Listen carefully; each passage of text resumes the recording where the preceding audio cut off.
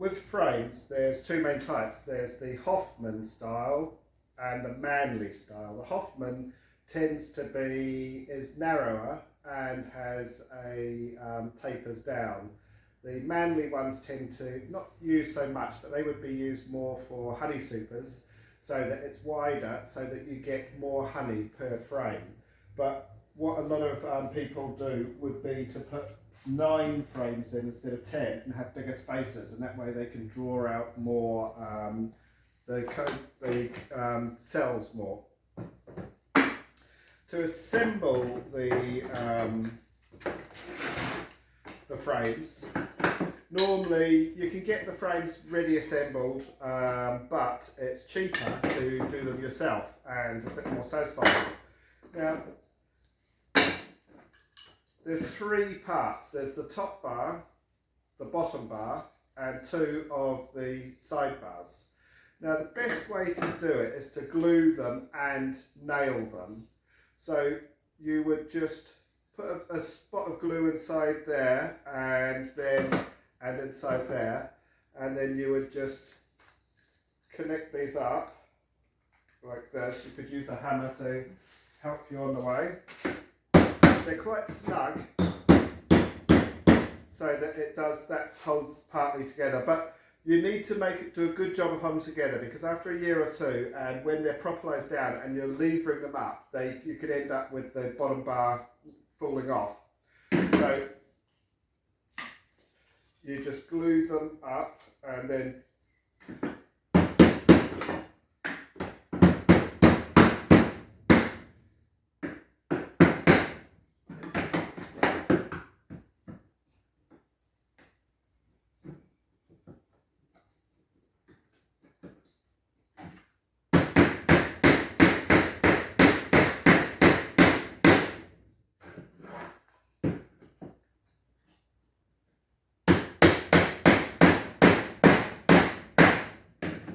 then just small panel pins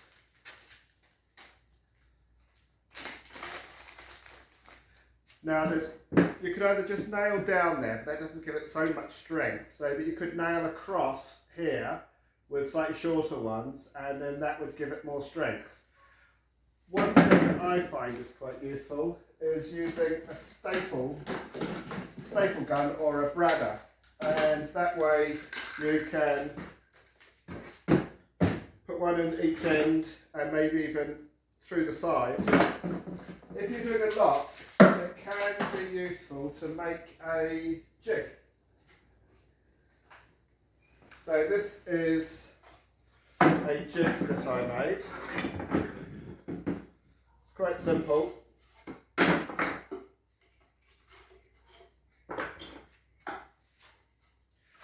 So basically it's slightly larger than or about pretty similar size to a super, and it's got some holes in the sides. So then what you would do is you would put these strips in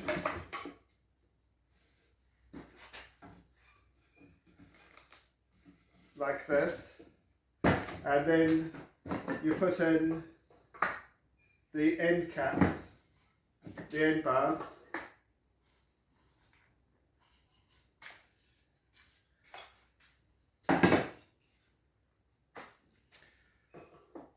ten on each side, like that. Then you glue in all along, so you've got them all there, and then you put these on, knock them in, and nail them on. And then what you do is you just flip it over and put the bottom parts on and nail it on, and then you can just pull these out and you've got 10, and it doesn't take very long. It's a good method of assembling quite a few frames.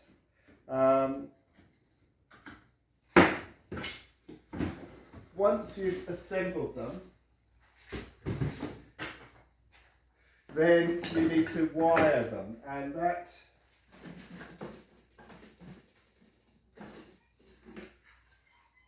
is you can do quite easily.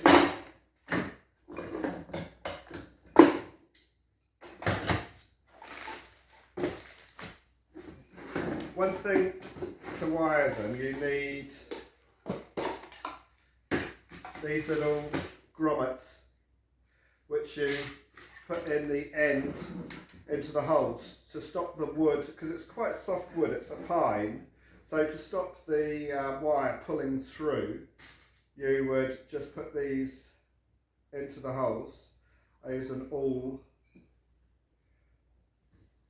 So you've got the in there, and then you would, what you'd do is you'd thread the wire through, round here and through here, then you would put a little nail in there, tie it round and knock the nail in, or fold it over and staple down.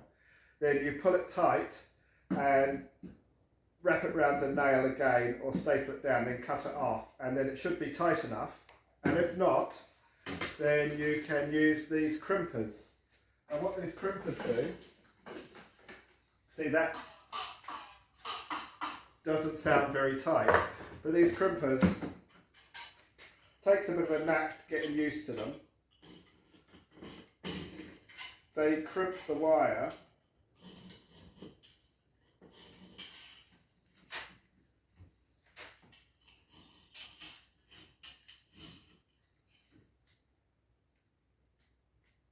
in theory.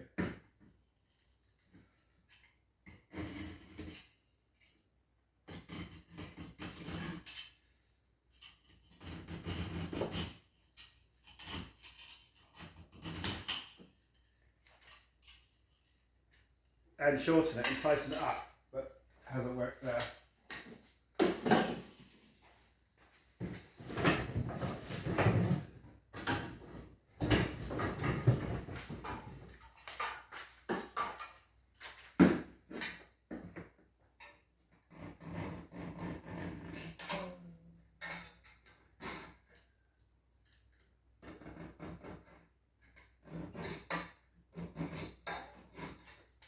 And you can see how it's sort of made the wire zigzag, which shortens it.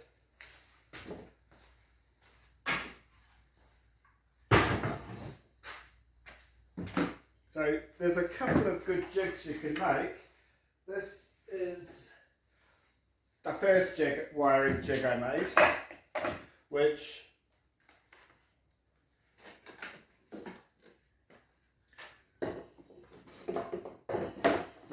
goes, this is just for 3/4. So the frame goes in here. This goes over and holds it in place.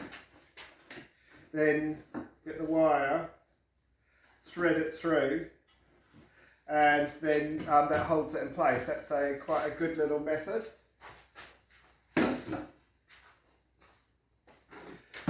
This is the new and improved version, whereas this goes in here. This holds it up slightly higher, and then it's got a toggle here which pushes in, and it bows it in both sides, so that when you wire it up, then you let go, it comes out, so it will tauten the wire and make it a lot tighter. And this is to stop the wire coming unravelled. So that will be one of the classes where we will be learning that. And then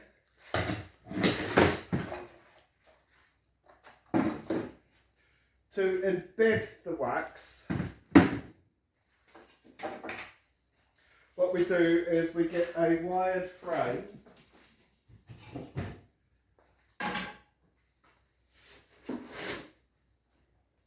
and a piece of wax foundation,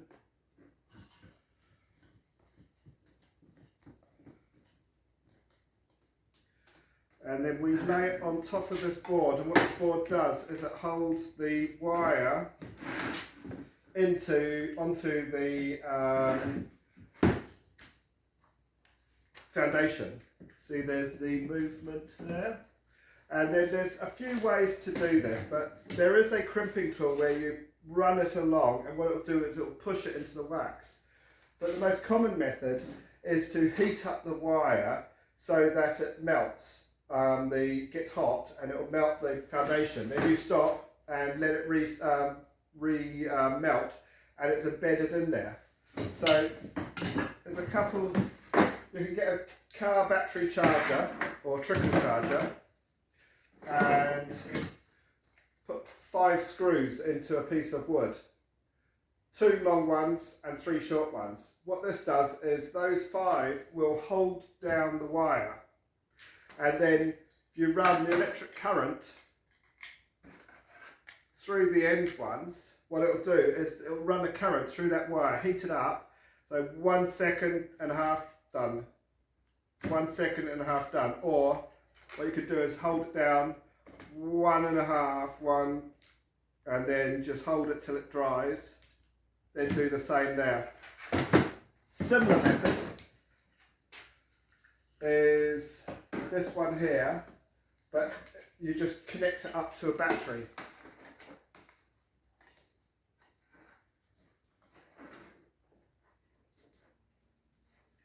And then this just goes onto here like this, creates a charge and melts into there. Or what you could do is just touch the ends of the battery onto the 2 ends of the wire until it's heated up and melted enough. And that way the wax will then become embedded into the wax like you see here, and hold it in place. And one key piece of equipment is the smoker. Almost all beekeepers will use a smoker. This helps to calm the bees and makes it easier for them to work with them. There are things that you can use instead, but we'll just go through the smoker. The smoker, they're all the same, pretty much the same. They have the bellows to pump air into the fire chamber, and then a spout to direct the smoke out, and then usually a guard round because it gets very hot inside so you don't burn. Other features can be a hook to hang it up and a finger hold to open it up. So what we do is, I'll just show you inside, is to extinguish it. There are several ways to do that. The best way is to put a cork in the end, or put some dry grass or some fresh grass in there, and that stops the air getting in and puts it out. And the advantage of doing that rather than just leaving it to burn out is that you have all this unburnt material, which is great for starting up the fire the next time. So what you usually do is put a bit of paper in first,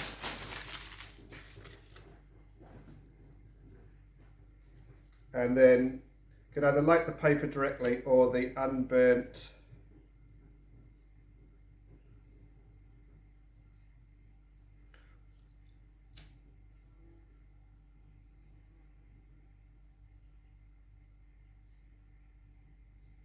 and it catches a lot more quickly.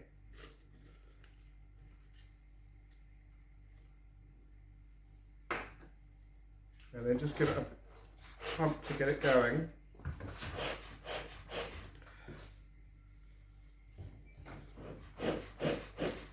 And then get it really going, and then put in some material that you're going to use. I find sacking very good. And once you've got it nice and hot and going well, then put another little piece of sacking over the top.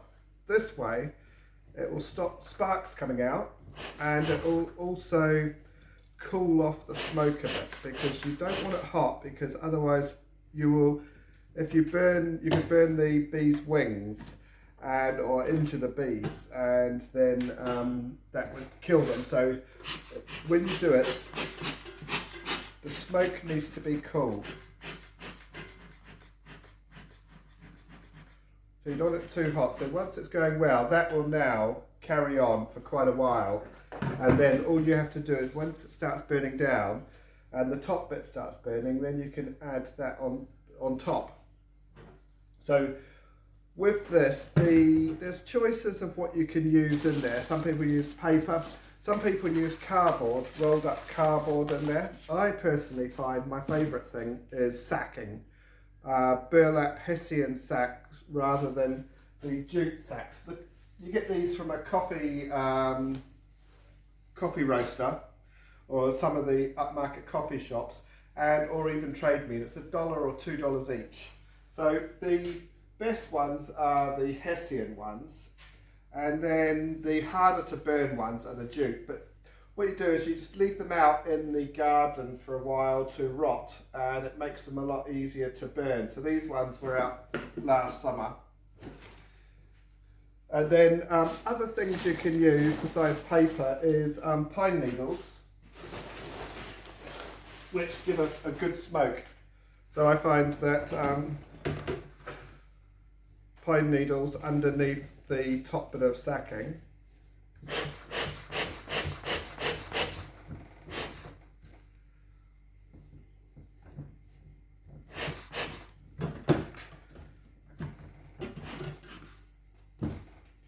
So then, when you're ready to do your bees, you just give a little squirt into the entrance and maybe underneath, and then give it a short time for it to start working and for them to smell the smoke, because the smoke will interrupt. They communicate with pheromones, so they won't be able to smell the pheromones, so it will confuse them, and also it calms them down. There is this theory that it goes back from they've evolved with forest fires. If they smell smoke, is to go in and start consuming honey so that they can take it with them before they abandon the hive.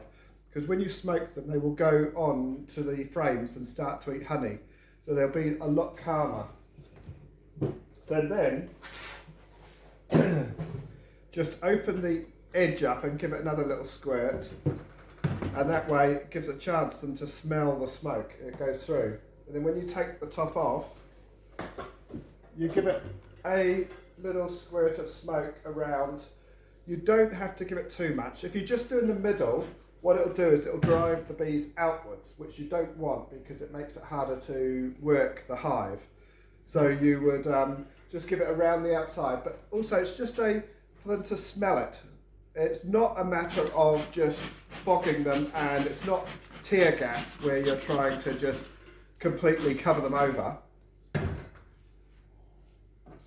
Now, things that you should never, what you can do if it's going too strong is just lay it aside, and that tends to slow it down a bit. Never use any toxic materials like plastic or anything that would harm the bees.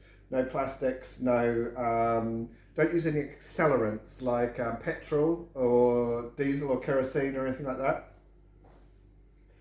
When lighting it, I always find that this is empty now, but I always find this is great because you can just turn it on and press a button and it comes out and it will light it straight away. Alternatively, you can use this propane torch, which is also very good. One of the advantages of having a blowtorch is that it helps so you can sterilise your hive tool between uses, so that you don't risk transferring disease from one hive to another. And also it helps to clean the lid once it gets too clogged up. Now you can get these from all the major suppliers, Seracell, Ecrotec. They come in different sizes, small, medium, or there's a much larger ones you can get. Medium is more than adequate, or the small one.